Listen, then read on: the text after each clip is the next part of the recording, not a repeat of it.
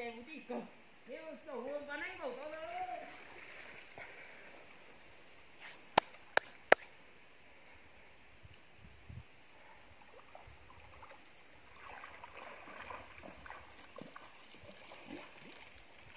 Ôi gì vậy mẹ? Bánh luôn rồi đi.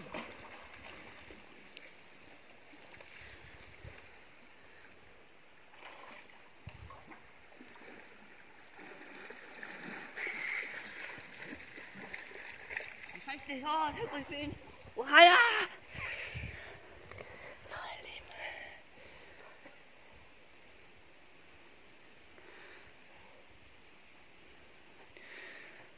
Hết rồi cha. Mày đi chết cầu rồi đấy. Đâu. Chó nó chết.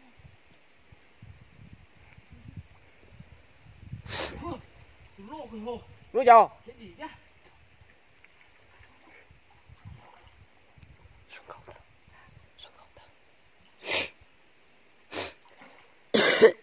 Thì chúng em mặc không bằng dưới nè, từ bên cạnh chúng rông cho.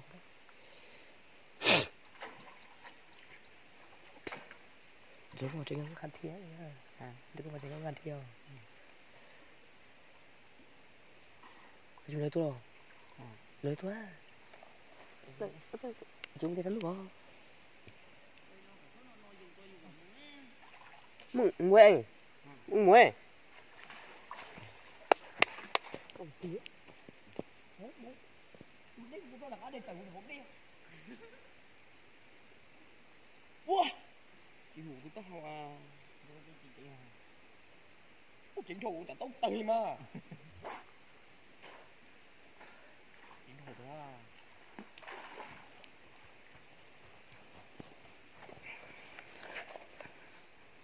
Cái đồ nó thế đó. Nó cũng tơ nó cũng tung chỗ đó. Cũng chỉ xử kia, một tuần chạy có. Để xử thấy này.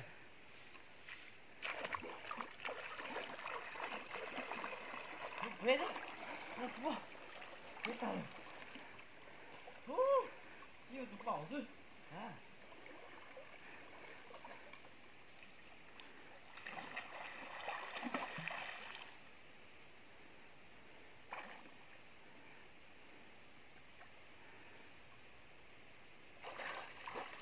Thôi cháu đâu rồi chạy luôn. Lo à.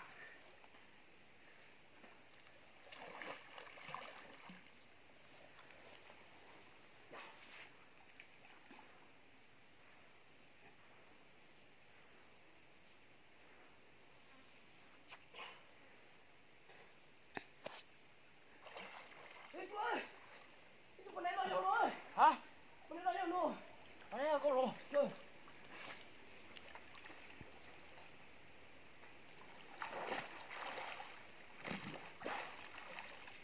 Polo.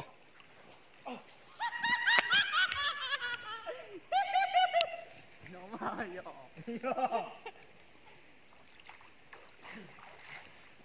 Đi hết. Yo. Mà con chú ta mơ. À. Cúp bộ. Vội đi mẹ à. Nó. Ui môi chỉnh cử rồi. Nhưng các cái nó đi rồi.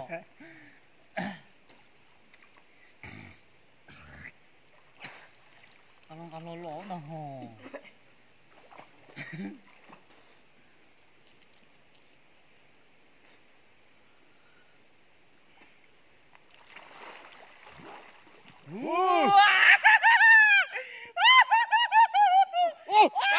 Có mà lửa. Chính ta.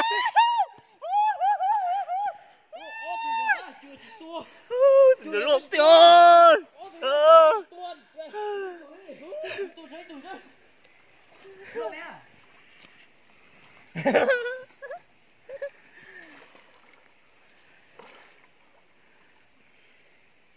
Lúc mà cháu luôn nó đấy. Ừ.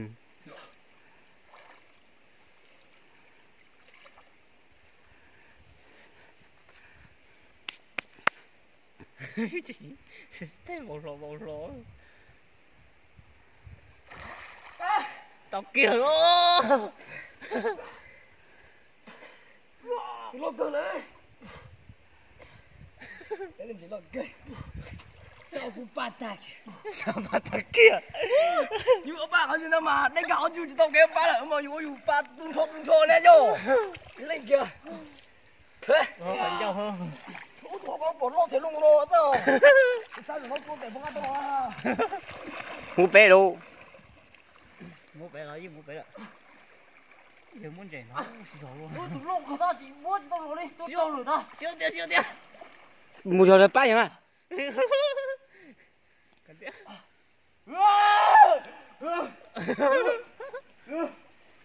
Lọc cửa nữa. Lọc cửa.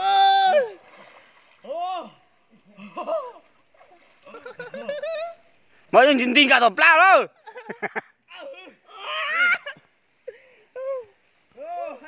Lọc tiền rồi. Lọc tiền ơi.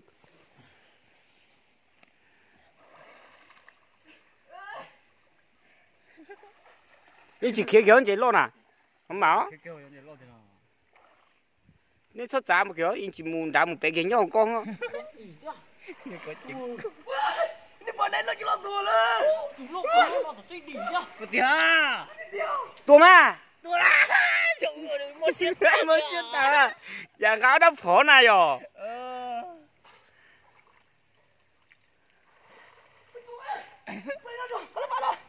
Hả? Bây giờ tôi chỉ chan nữa mà. Vì sao? Chỉ chan liệu. Chuồn nhé? Cái chủ là chỉ tua. Bây giờ. Không ra rồi. Đi chỉ nhau á. Đi nhau có gì kia đi. Kia đi. Bỏ vô sao? Lo gì nói? Lo gì nói? Đi rồi. Nó lúc cái đạn con nó tiểu. Mau. Cái gì kéo không ra hả? Chỉ có ít mua thế thôi. Cái gì mà nó xe đi thôi con đó kẹt. Xe gì mua là hắn tiếc đó. Chỉ mua đó kẹt. Nhớ hậu từ ra đây phục tế. Chào. Chú ơi, ra rồi. Không ra rồi chứ. Có bỏ lên thôn ra hả? Tiền bé tuột lắm tiền bé này rồi. Ít tiền cầu tiền nó kia không lo ra ho.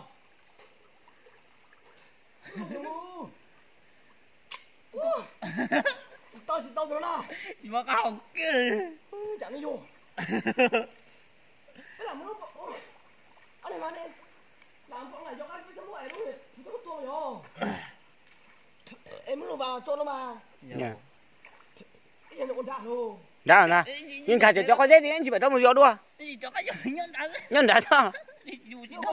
Lỗ thì ta nói cái lỗ chỉ đẹp cái lỗ chỉ xin thôi. Nó chỉ lỗ thôi. Chỉ chỉnh. Bạn này nào rồi? Tuồng ít cầu người ta nhầm thua chứ mà rồi. Thằng chia. Để cho nó không chuồn hò. Chỉ kia bạn này nè. Chỉ kia nhớ hậu nè. Nhớ có sao? Không hiểu cả chuyện cháu. Tôi đừng có từ lỗ. Từ nào? Lo ta rui hiểu rồi. Đi.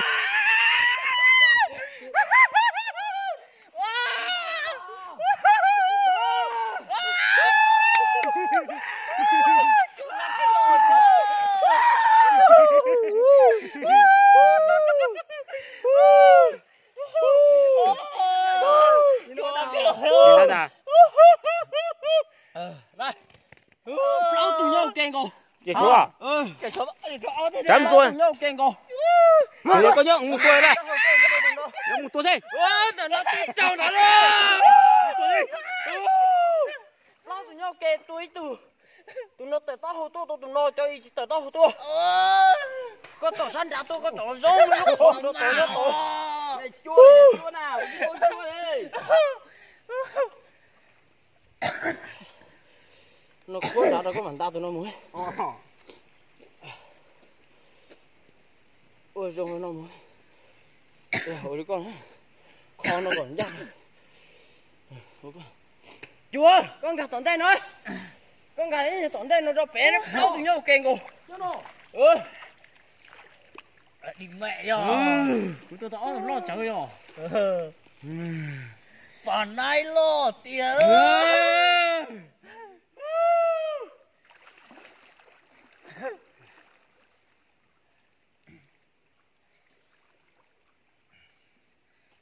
tiền làm cỏ lo rồi tí đó không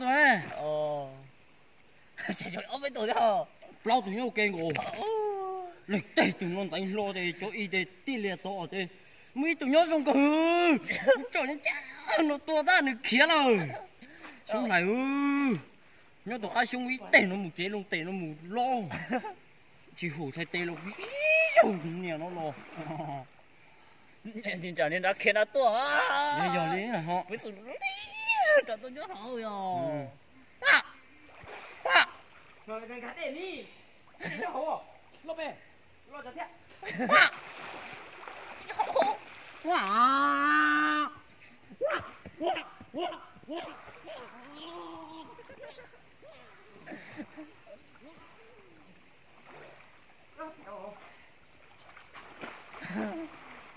thế ơi ai thì nó tôi có vật ta tao dễ rồi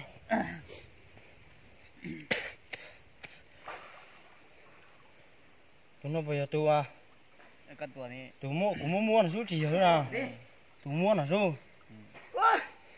tới tuổi nữa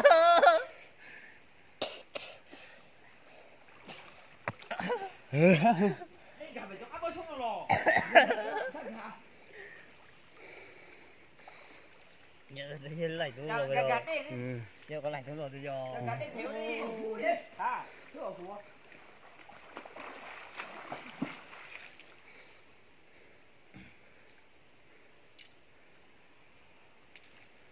tôi tao đuổi làm món đấy tôi rồi đi về đúng làm món đấy thì kinh nhở đâu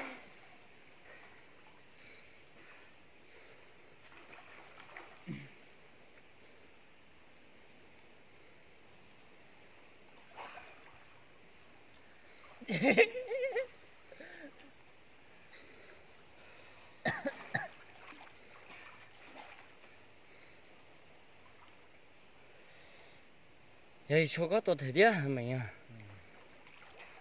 chẳng cả đấy thế nó chua chả có mùi gì cả đã tôi tao đi thiếu na ta mà nhỏ bé chúa nên chỉ ta mùi hảo lúc họ cũng mùi hảo khó nhau nói nhá tỏ nhau sao tao nó để nó thì à đi mua châm mua cái này mua mấy nhà kho hùng có dù ta họ nó mùi bố to là mà tao mấy chân chạy to đi họ chỉ bỏ cái hò bỏ cái tê nó là tới ta nhà nó chỉ hủ tê lo không mấy lúc bọn tụi lo cờ bọn ai bự ra hồ mấy tao mong đó được ta kiên đợi giờ của tao được một cái vì giờ tao nó phá nào cả tao chỉ cho cắm một vì ui đây này cái gì đó không ra tập rồi gì đó đây này cái gì đó đâu thế bù béo ăn chưa cái gì cái đó là bù béo đây này cái gì gặp ai đó mua cái gì mà tụi mình ăn nói chuối cho cái này thì chuột nó cả khó thì mà nhưng hay khó no thế nào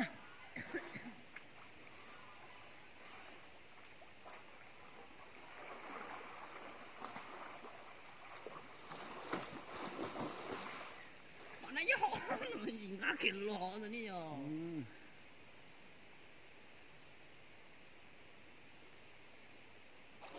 ui nếu muốn sĩ chủ đây là đó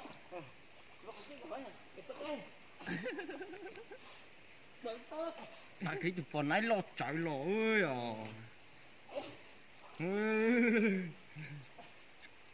tụi nó bỏ nhau không mà lo bọn này thì tiêu tao cứ tao không rồi không được lo tịt không lo sắp lợ mình cũng chưa trẻ tiền nó muốn lo không mà chỉ phụ thầy tê lo nó rồi của tôi sống lo chỉ dồn tay cho nó trì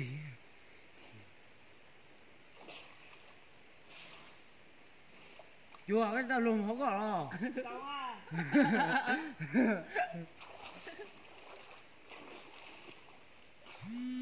lúc yên mà tôi hỏi em chúng ta phải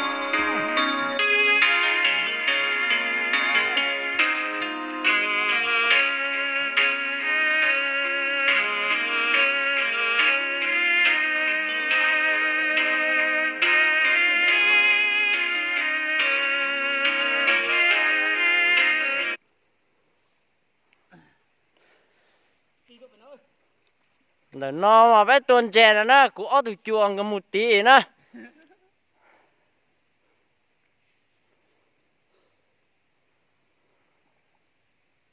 Muốn bỏ chúng nó à? Để có mua cho con à, con luôn à? Đi chung cầm đâu mà? Chú chuồng cái nó thì nó quê. Ngắt lòng. Đi chung nó đấy. Ở đây mơ. Tới. Mình chơi có những ngầm à? Hả? Ông nhìn chơi có chưa? Lo. Luôn nhìn tuần đây.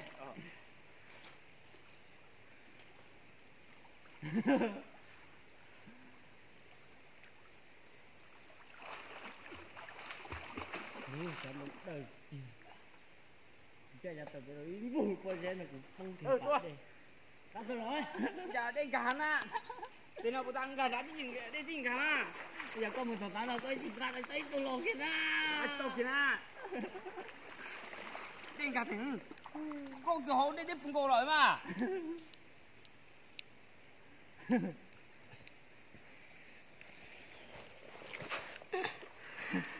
Một trả lúc cơ xưa con tê.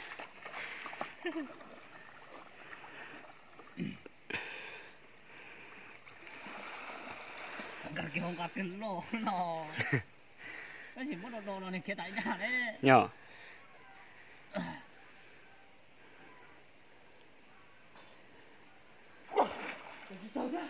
Nhìn lo thế nào? Còn nãy đâu?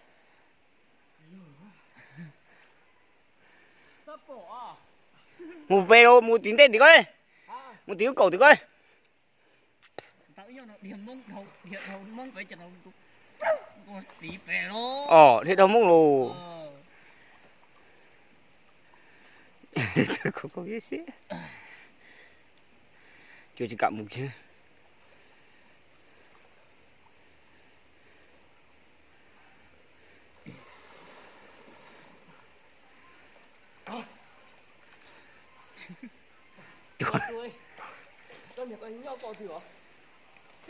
Nhớ rồi na hay nè. Cái này cứ nhớ đừng chờ lý thế này cứ chỉ một té.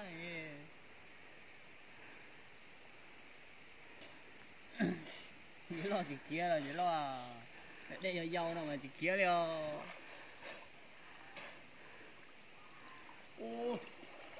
Sao con thử mô ta chứ. Tôi luôn to to ra. To cỡ đó đây gần cậu á. Có chỉ muốn theo thì cậu tí đấy coi nha. Chị nào? Bỏ chưa? Bỏ theo, thôi. Chỉ to kìa.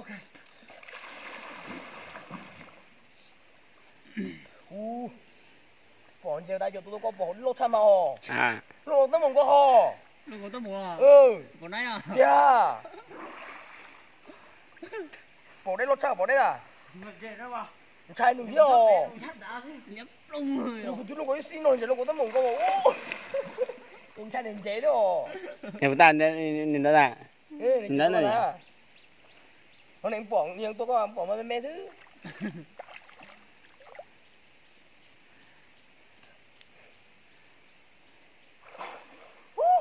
Bỏ đây nó sắp lử. Ui. Con cả đôi nhớ tôi đi.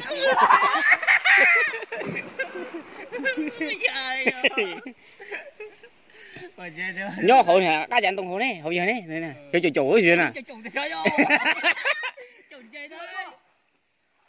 Nè. Cho chủ đi. Trong cứ tí đó, lúc nào muốn chạy lọ dễ thể ó. Dễ đê hơn cho nó là chỉ dễ bà nè. Rồi dễ cha nè. Cái kia bên cả kia con nào rồi? Sắp bể rồi, ít thường gà sắp bể thường hắn này. Anh chị coi anh chị kia là anh chị bán này thôi nè. Xinh thế à?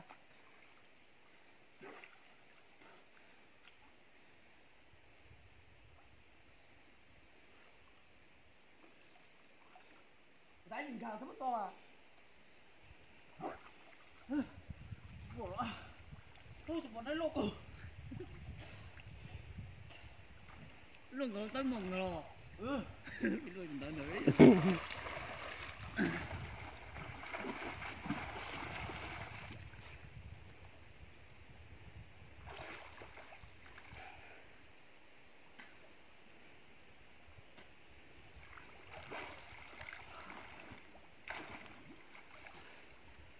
thì mù hồ nữa đi tới to cái có nhưng mà bộ cái có gì mù cái sao muốn chỉ tàu tôi tới đến đấy đi cho số nên chuồng lên đến điện đạn á như tàu mà to to đi là tàu rồi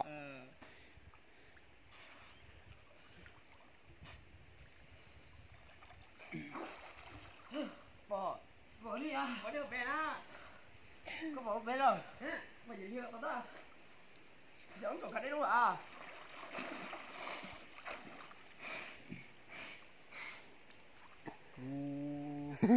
Bây giờ nó chỉ được đi không?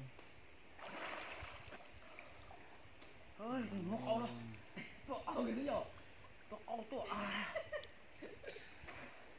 Chỉ được đi Đây không? này có thì vẽ chỉ cho thế, tôi bảo đây, bỏ cái này đi, còn nó lộn xuống. nhưng mà ít chia đấy Ôi, con trẻ nó. Ôi, có ăn chết tua sao? Ôi.